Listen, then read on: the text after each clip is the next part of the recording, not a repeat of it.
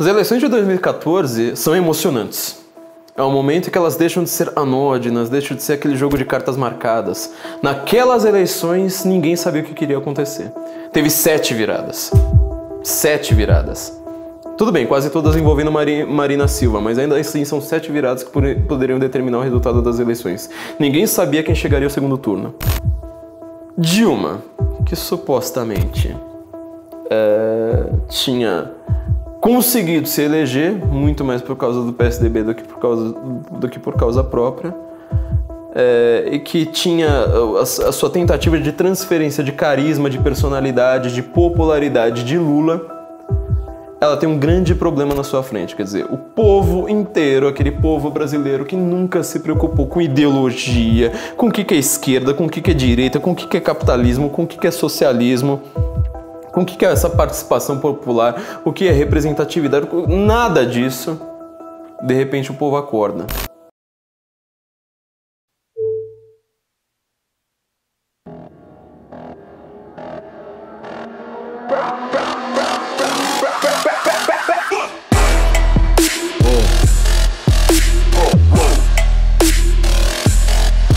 Estamos aumentando o IOF, que hoje é de 0,38%. E o conselho é evitar as manifestações, já que algumas terminaram em violência, e respeitar a orientação das autoridades locais. Estamos indo para 6%. Aí nós vamos ter que fazer cortes importantes no PAC. Como presidenta, eu tenho a obrigação tanto de ouvir a voz das ruas, como dialogar com todos os segmentos, mas tudo dentro dos primados da lei e da ordem, indispensáveis para a democracia. 12 anos de PT fizeram mal ao Brasil. As políticas de interferência governamental do governo Dilma minaram a economia. Aumento de gastos, intervenção em preços, rombo nas contas públicas, crédito liberado e escândalos de corrupção. O resultado não poderia ser outro. O Brasil entrou em recessão.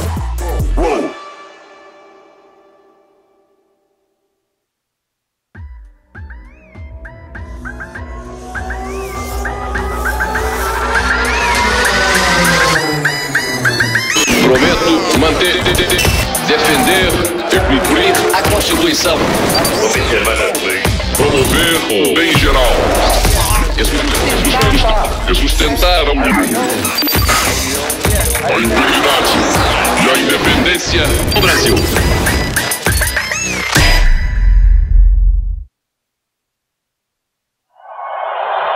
Es un gran placer, en nombre de FIFA, de dar la bienvenida y la gratitud a las autoridades brasileñas, lideradas por su excelencia, a presidente Dilma Rousseff.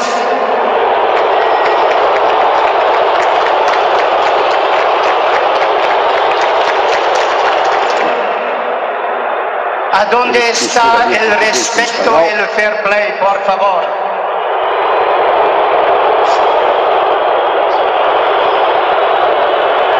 Declaro oficialmente aberta a Copa das Confederações FIFA 2013.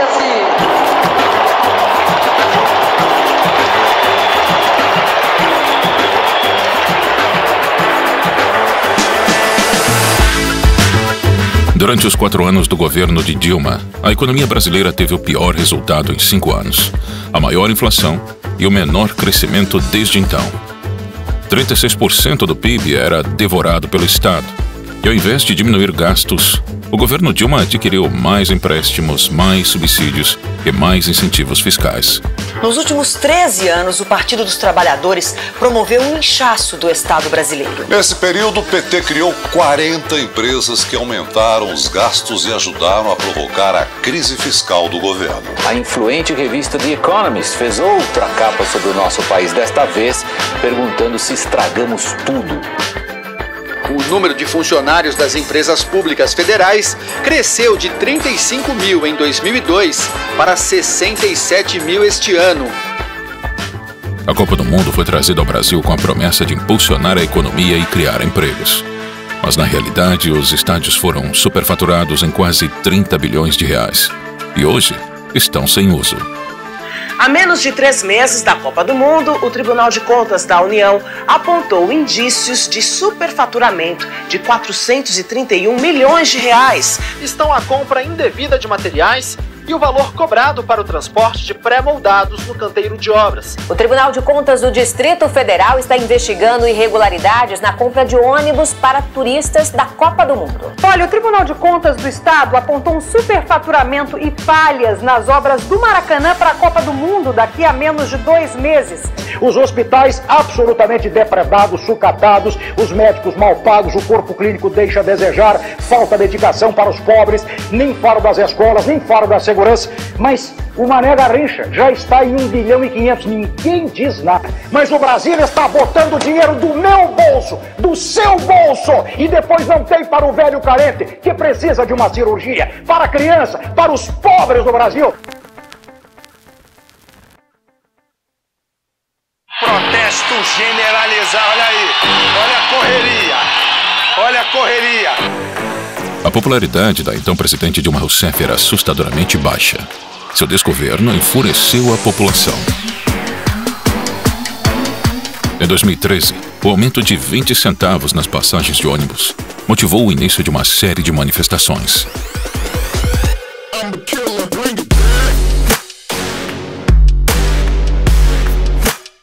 O que começou com a briga pelos 20 centavos se transformou em 1,5 milhão de brasileiros nas ruas.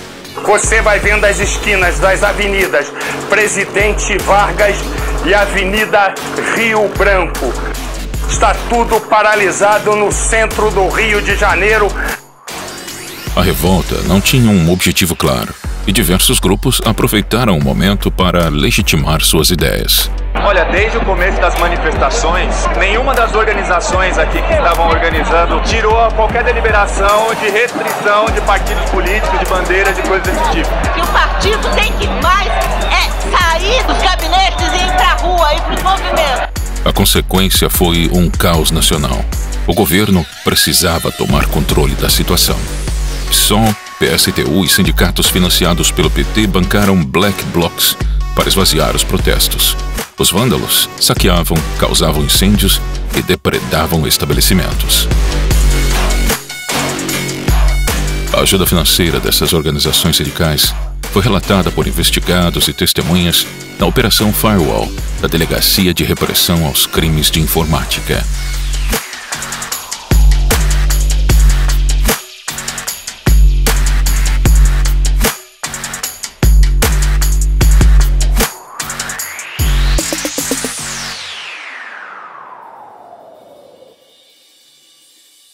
O esquema de corrupção na Petrobras foi descoberto graças a outra investigação que colocou políticos e empresários na cadeia, o Mensalão.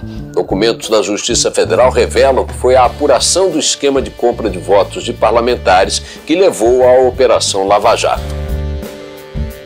A eleição de 2014 foi muito parecida com a de 2006. A corrupção pautou as discussões daquele ano. Enquanto o Mensalão era descoberto, outro esquema de corrupção estava sendo montado: o Petrolão. Ele era 33 vezes maior que o Mensalão. Envolvia propinas das empreiteiras, lavagem de dinheiro, evasão de divisas e superfaturamento de obras. Tudo isso para abastecer os caixas do PT, PP e PMDB, funcionários das estatais e políticos. As diretorias eram nomeadas por partidos políticos e seus diretores aprovavam contratos com empreiteiras. Não demorou muito para que as grandes construtoras do país, que têm negócios com a Petrobras, acabassem no centro das investigações. Segundo o ex-diretor de abastecimento da Petrobras, o esquema funcionava da seguinte maneira: de um lado, as empresas se organizavam em clubes para aumentar os valores de seus serviços para obras. Do outro lado, Lula e Dilma, presidente e ministra-chefe da Casa Civil na época, indicavam os diretores da estatal e eles cobravam propinas das empreiteiras para fechar contratos com preço acima do mercado. Em média, cada contrato era superfaturado em 3%.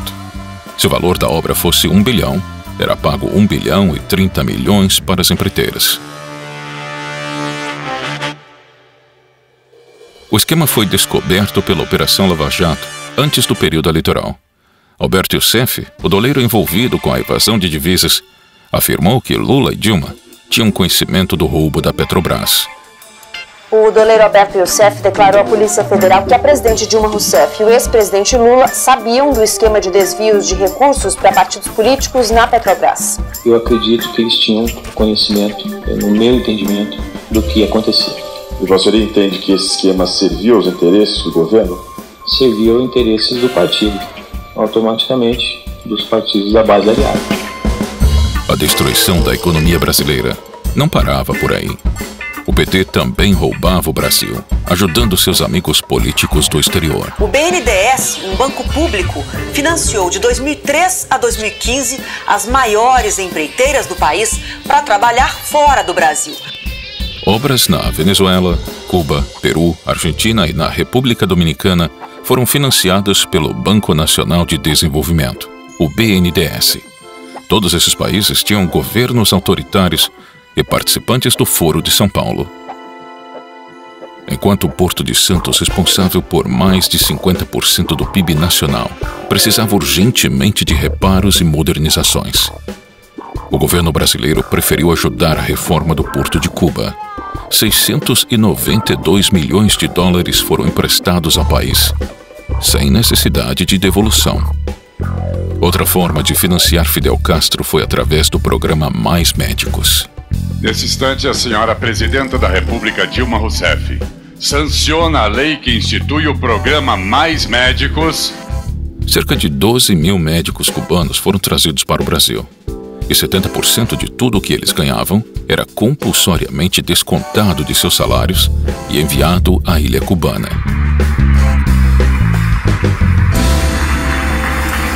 E assim começaria a disputa presidencial de 2014.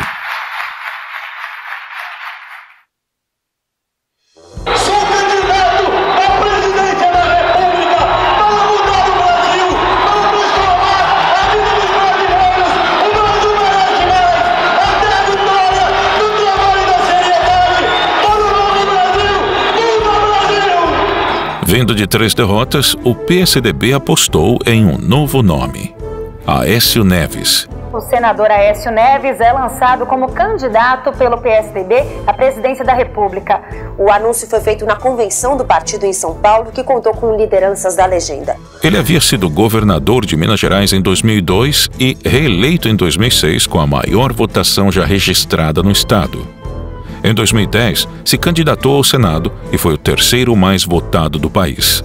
Na verdade, Patrícia, eu quero governar o Brasil para iniciar um novo ciclo de desenvolvimento no país. Um ciclo que concilie ética com eficiência.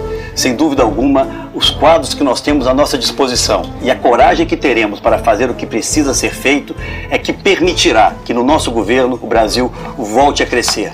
Aécio era o nome forte do partido, diferente dos últimos 2 candidatos, José Serra e Geraldo Alckmin. Aécio é o homem do trabalho. 8 anos que mudaram Minas Gerais. Apesar de sua baixa popularidade, o PT decidiu pela continuidade de Dilma. A Convenção Nacional do PT confirmou hoje a candidatura à reeleição da presidenta Dilma Rousseff e do vice Michel Temer. O Brasil quer seguir mudando. E quer seguir mudando pelas mãos daqueles que já provaram que têm capacidade de transformar profundamente o país. O evento teve a participação do padrinho político de Dilma, o ex-presidente Luiz Inácio Lula da Silva. Mas é pelo que nós fizemos que nós temos que ter orgulho de ir pra rua e defender essa mulher.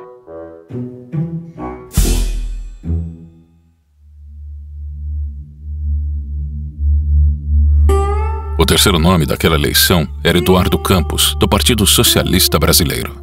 Neste fim de semana, o PSB oficializou a candidatura do ex-governador de Pernambuco, Eduardo Campos, com a ex-senadora Marina Silva como vice na chapa.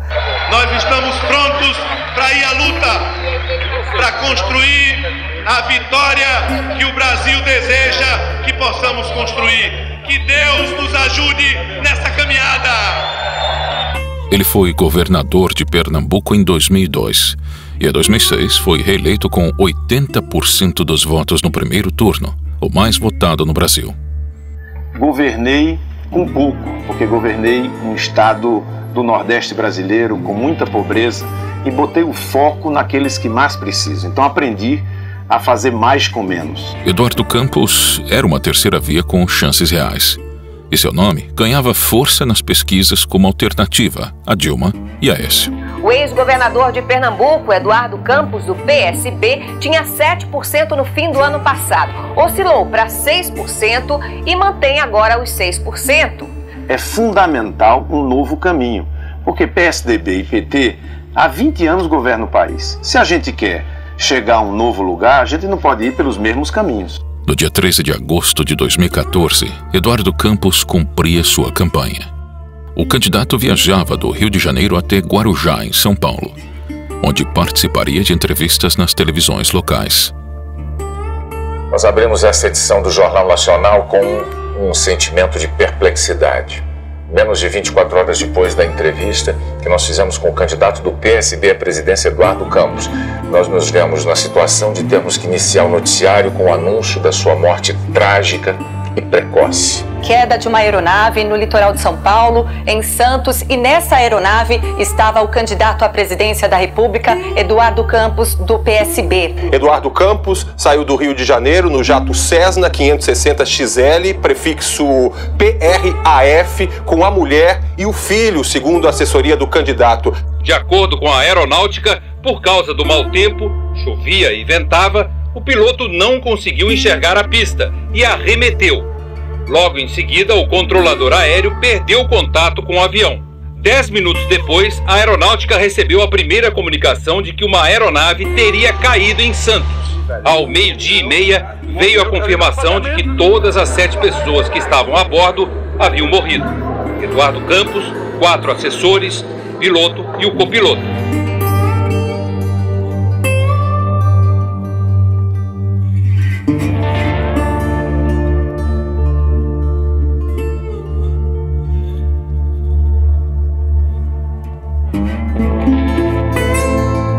Essa é, sem sombra de dúvida, uma tragédia que nos impõe luto e profunda tristeza. 5 dias depois, o PSB anunciou que Marina Silva substituiria Campos na disputa pela presidência. O PSB oficializou Marina Silva como candidata à presidência e Beto Albuquerque como vice. É que a gente possa renovar a política, de que a gente não desista de ter na política aquilo que os brasileiros tanto querem, que é vê-la a serviço de resolver os principais problemas do cidadão. Faltando 2 dias para a votação, Marina Silva e Aécio Neves disputavam a vaga para enfrentar Dilma Rousseff no segundo turno. De acordo com a última pesquisa, Marina tem agora 24% das intenções de voto. Já o candidato Aécio Neves, do PSDB, que tinha 18% das intenções de voto, passou a ter 20%, de acordo com a pesquisa divulgada no dia 30 de setembro. Agora, Aécio Neves aparece com 21% das intenções de voto.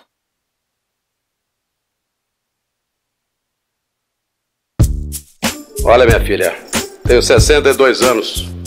Pelo que eu vi na vida, 2 iguais não fazem filho. E digo mais, desculpe, mas aparelho excretor não reproduz. É feio dizer isso. Você propõe que o jovem consuma maconha. Isso é crime. Mesmo sem chances, outros candidatos entraram na corrida presidencial. Luciana Genro, Levi Fidelix, Eduardo Jorge e Pastor Everaldo foram alguns dos nomes que se destacaram. O senhor pode fazer uma pergunta, pastor, sobre Previdência. Senador, o que o senhor tem a me dizer sobre a Previdência no Brasil? Que você, se fosse presidente, precificaria o carbono como e por quê? Não entendi o teu risinho quando perguntaste se eu fosse presidente. Eu posso sim ser presidente. Auditar a nossa dívida, botar ela numa ressonância, ela vai sair magrinha, parecida com você. Segundo, porque o senhor é de um partido que tem promovido a corrupção, que tem, inclusive, se beneficiado dos financiamentos de campanha da mesma forma como o PT da candidata Dilma e o PSB da candidata Marina. Em primeiro lugar, que saudar o retorno da candidata Luciana Genro às suas origens, atuando aqui como linha auxiliar do PT. Com todo respeito, linha auxiliar do PT, uma ova, candidato Aécio. Você está aqui como candidato à presidência da República. Você não deve ofender os outros sem conhecer do que está falando. Acusações levianas em véspera de eleição não servem a um debate desse nível. Lamentavelmente, você não está preparada para disputar a presidência da República. Mas naquele ano foi Levi Fidelix que roubou a cena. Prefiro não ter esses votos, mas ser um pai, um avô que tem vergonha na cara, que instrua seu filho, que instrua seu neto. Que vergonha você, cara. Você, porque você está praticando apologia a crimes, a jovens que estão indo para clínicas de aborto se matarem. Isso é uma vergonha para um candidato a presidente da República. Mas eu, presidente da República, não vou estimular. Se está na lei, que fique como está, mas estimular jamais a união homoafetiva. Você já imaginou, o Brasil tem 200 milhões de habitantes. Se começarmos a estimular isso aí, daqui a pouquinho vai reduzir para 100. Vai para Paulista e anda lá e vê. É feio o negócio, né? Porque nós temos que ter famílias tradicionais, que também a Constituição Federal, no artigo 226, prevê o homem, a mulher, filhos. O Brasil está pagando mais de R$1 bilhão a Cuba para trazer 13 mil cubanos. Se pudéssemos, com esse mesmo dinheiro, pagarmos R$10.700, que é exatamente o que a Associação Médica Brasileira pretende para que os médicos possam trabalhar na periferia e no interior, seria realmente o ideal. O Evo Morales vai mandar mais cocaína para cá com essa grana. Cuba vai fazer mais porte Mariel para contrabando. E ela louca da Cristina Kirchner, lá da Argentina, vai importar mais carros da China e menos do Brasil, gerando então problemas para a nossa nação. Faltando alguns meses para o primeiro turno, Dilma Rousseff se envolveu em uma crise. Um vídeo divulgado pelo site do jornal O Estado de São Paulo mostra um deputado do PT de Minas Gerais declarando que os petistas dos Correios ajudaram a conseguir votos para a presidente Dilma no estado. Em um vídeo obtido pelo jornal, o deputado estadual pelo PT de Minas, Durval Ângelo, diz que as campanhas à presidência de Dilma Rousseff e de Fernando Pimentel ao governo estadual, ambos do PT, conseguiram crescer com a ajuda dos petistas dos Correios e que a presença da empresa estatal em várias cidades contribuiu para as campanhas. Se hoje nós estamos em 40% de Minas Gerais, tem dedo forte dos petistas dos Correios. Esse tipo de prática deve ser condenada pela sociedade e principalmente pela justiça eleitoral. Os Correios em Minas Gerais, durante toda a campanha, não cumpriram com a sua responsabilidade, cometeram um crime e não enviaram as correspondências da nossa campanha. Mas o uso indevido dos Correios não abalou a candidatura do PT. No dia 5 de outubro, a previsão se confirmou. Dilma recebeu 42% dos votos e Aécio 33%. O resultado, 99,89% das urnas apuradas, Dilma Rousseff do PT aparece com 41,59% dos votos e Aécio Neves do PSDB com 33,56% dos votos. Ou seja, segundo turno entre Dilma Rousseff e Aécio Neves.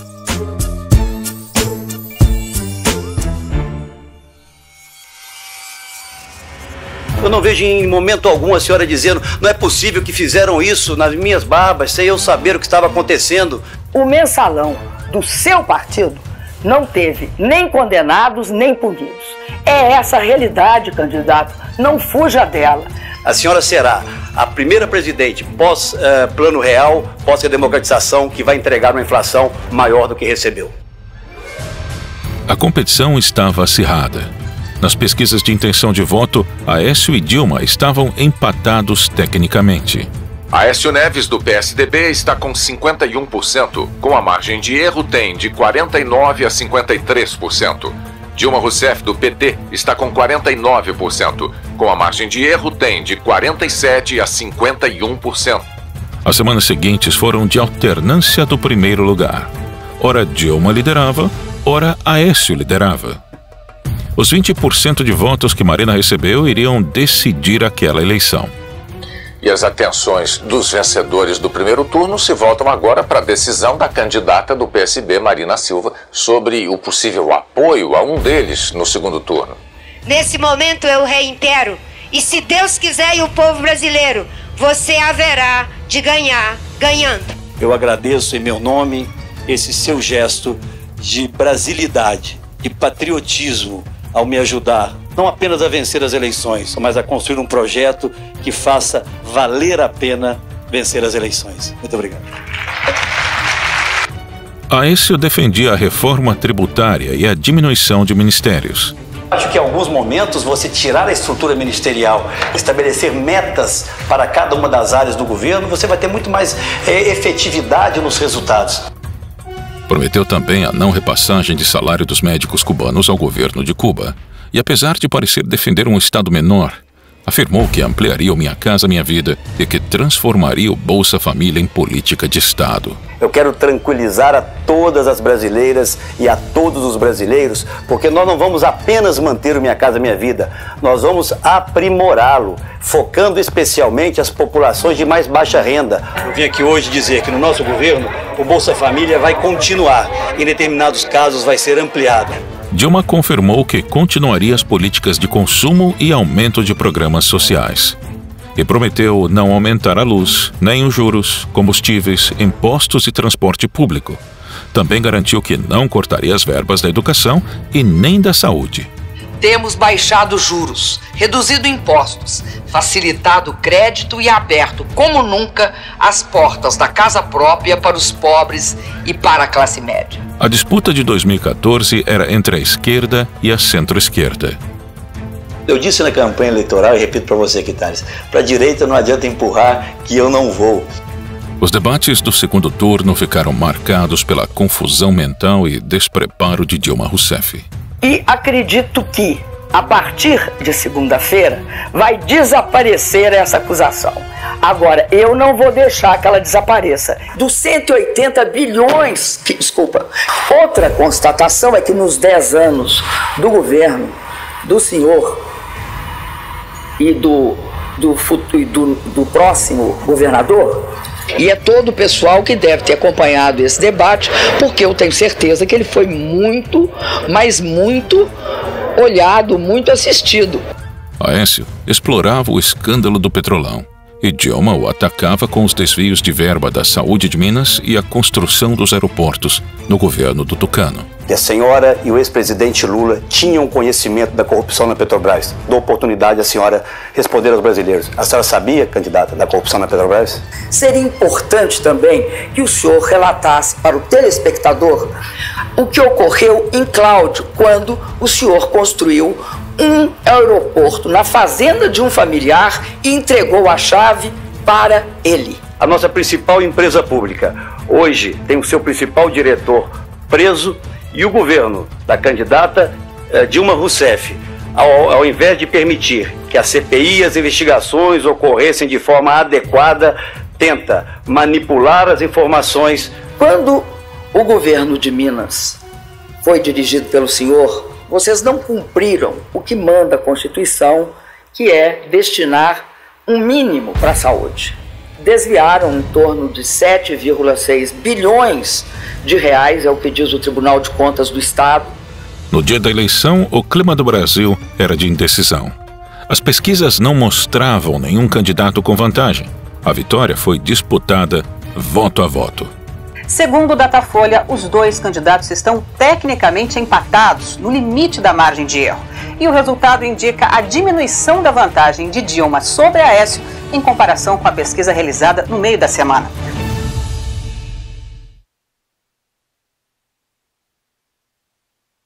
Os dois candidatos à presidência da República votaram na parte da manhã. Dilma Rousseff, do PT, votou em Porto Alegre. É nesse exercício do voto que as pessoas podem externar suas opiniões, ter uma clara opção em relação qual é o caminho que querem que o Brasil siga no futuro. Muita confiança, uma confiança serena, né, de quem fez o bom combate. Nesse instante, a minha palavra é essa, é de agradecimento, é de confiança, mas, sobretudo, de respeito à vontade do dos brasileiros, qualquer que seja ela. O TSE mostrava Aécio na frente com 88,9% das urnas apuradas. Mas faltando pouco para o encerramento, Dilma conseguiu a virada. Às 7h32, só o restrito grupo testemunhou o momento decisivo da eleição. A candidata do PT ultrapassou o candidato do PSDB e assumiu a liderança. Quando finalmente, às 8h02 da noite, o país tomou conhecimento do segredo das urnas, Dilma já liderava por mais de 2 milhões de votos.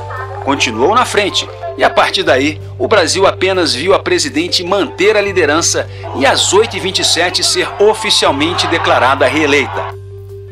Apesar da virada, a reeleição de Dilma teve sua legitimidade questionada. A apuração dos votos foi feita de maneira secreta e não teve a participação de nenhum integrante do PSDB. A lei requer a presença dos dois polos para ser uma eleição válida, e apenas petistas participaram da apuração. E mais, o presidente do TSE era Dias Toffoli. A oposição apontou que ele tinha sido advogado do PT nas campanhas de 98, 2002 e 2006, e que, por isso, o petista não poderia coordenar o processo eleitoral por conflito de interesses. As urnas eletrônicas usadas na eleição também foram questionadas.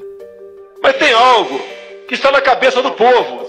Eles não acreditam nas nossas urnas eletrônicas. Assim sendo, eu tenho já apoio de alguns líderes. A emenda número 10 permite o voto impresso ao lado da urna eletrônica. Não precisa ter havido fraudes aqui e ali. A apuração secreta é fraude. Está entendendo? Porque se você não tem meio de verificar os votos, pronto, acabou. Você não é válido. Uma apuração secreta simplesmente não é válida. Agora, você veja, o sistema hegemônico chegou a tal ponto que o pessoal aceitou isto. Então entra naquele negócio do Stalin, falando, não interessa quem vota, interessa quem conta os votos. E ele mesmo controla, são, parece que 23 pessoas apenas. Não é isso? Então, o sistema é fraudulento em si. Não precisa ter havido fraudes pontuais para piorar o negócio.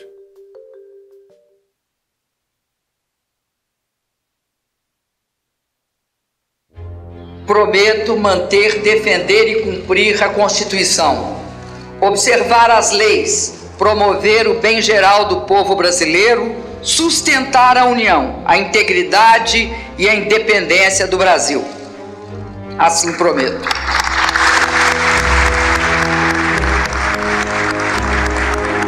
Prometo manter, defender e cumprir a Constituição, observar as leis, promover o bem geral do povo brasileiro, sustentar a união, a integridade e a independência do Brasil.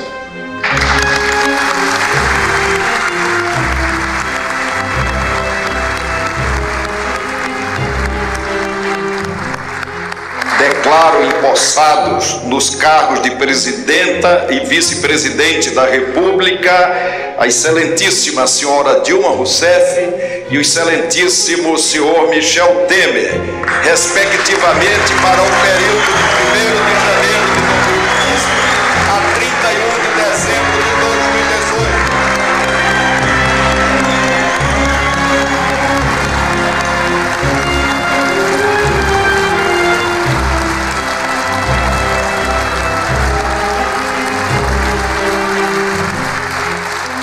Dilma iniciou seu segundo mandato descumprindo as promessas que havia feito durante a campanha.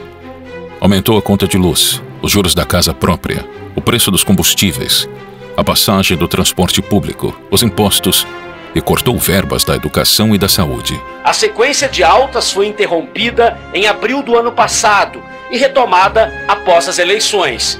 Hoje, a taxa está em quase 14%. Enquanto isso, a inflação que estava em 6% ao ano não cedeu. Ao contrário, ganhou fôlego e está no nível mais alto em 11 anos. A semana começou com uma notícia nada boa para os motoristas: o aumento no preço da gasolina. Em menos de 60 dias foram 2 reajustes. Dilma Rousseff se reúne com o ex-presidente Lula antes do anúncio do corte de quase 70 bilhões de reais no orçamento de 2015. O desemprego ficou em 12% no último trimestre do ano passado e atingiu mais de 12 milhões de pessoas no país. É o maior índice desde 2012, quando foi criada a série do indicador da PNAD. Os maiores cortes ficarão com o PAC, Programa de Aceleração do Crescimento, 25 bilhões e 700 milhões de reais. Ministério das Cidades, 17,2 bilhões. Saúde, 11,8 bilhões. E Educação, 9,4 bilhões. Nos dias 15 de março, 12 de abril, 16 de agosto e 13 de dezembro de 2015, os brasileiros foram às ruas pedindo o impeachment da presidente. 200 mil pessoas nesse momento na Avenida Paulista. 200 mil pessoas, segundo a Polícia Militar. Já é a maior manifestação popular do Brasil neste domingo.